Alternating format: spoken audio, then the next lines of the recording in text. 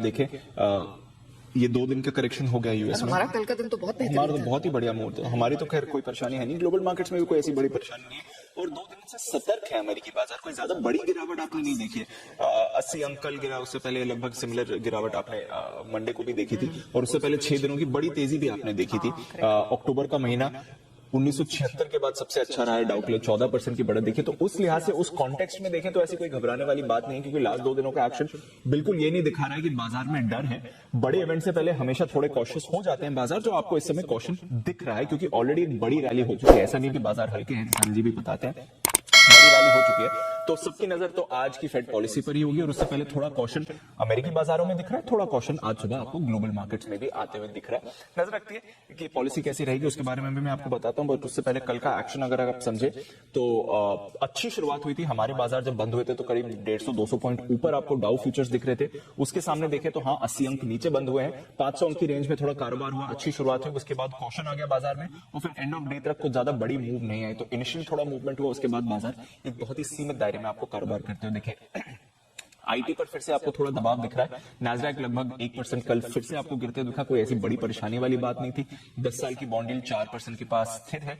Energy stocks में आपने जरूर थोड़ी खरीदारी देखी, बट अदरवाइज और बड़ा एक्शन यूएस में नहीं होते हुए दिखा। फेड की पॉलिसी सबकी नजर है, लगातार चौथी बार 5% की बढ़त होने वाली है, ये सबने अनुमान लगा लिया है।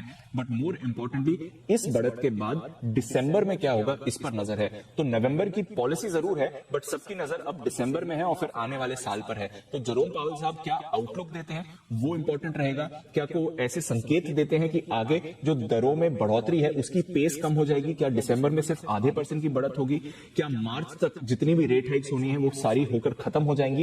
क्या इकोनॉमी यहां से और नीचे जा सकती है, रिसेशन के इंडिकेशन दे सकती है? क्या इन्फ्लेशन काबू में आ रहा है? ये सारी चीजें हैं जहां पर बाजार का फोकस रहेगा। तो इस पॉलिसी में क्या होगा वो बाजार प्राइसिंग कर चुका है, पर आगे क्या हो सकता है, आउटलुक क्या होगा, वो फेड पिवट की जो सब लोग बात कर रहे हैं, क्या फाइनली वो पिवट आते हुए आपको दिख सकता है या नहीं, ये इंपॉर्टेंट रहने वाला है। तो इंपॉर्टेंट पॉलिसी है कमेंट्री के लिहाज से, एक्शन के लिहाज से तो सबको मालूम है क्या होने वाला है।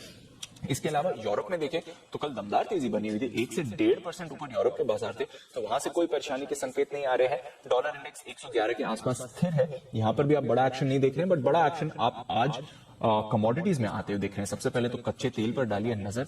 $95 पर आपको ब्रेंट ट्रेड करते हुए दिख रहा है। कल 2% की बढ़त दिखी थी और 2-3 फैक्टर्स हैं जिसकी वजह से कच्चे तेल में बदलाव आ रहा है। एक तो चाइना में जो कोविड प्रतिबंध है वो कम होने या ऑलमोस्ट हटने की खबरें आ रही हैं या उम्मीद बन रही है बाजार में, तो उसकी वजह से हमने देखा है कि मांग सुधर सकती है और इसलिए आप कच्चे तेल में एक्शन देख रहे हैं। दूसरा जो अमेरिका के साप्ताहिक भंडार है उसमें उम्मीद से विपरीत 65 लाख बैरल की गिरावट आती हुई दिखी है, तो ये भी प्राइसेस को सपोर्ट कर रहा है। और आज ओपेक की तरफ से भी कुछ स्टेटमेंट्स आ सकते हैं, तो उस पर भी नजर है। तो कच्चा तेल तो आपको ऊपर दिख रहा है। सोना $1650 के आसपास स्टेबल है। $19 पर आपको चांदी दिख रही है। हल्की फुल्की बढ़त यहां पर भी हुई है, बट बड़ा एक्शन आपको मेटल्स में दिखा है। बेस मेटल्स में बड़ी खरीदारी आई है। निकल 5 हफ्ते की ऊंचाई पर है। कॉपर और जिंक में आपने बड़ी खरीदारी देखी है। और फिर एग्री कमोडिटीज, स्पेशली जो आपके खाने के तेल हैं, वहां पर रखिए नजर।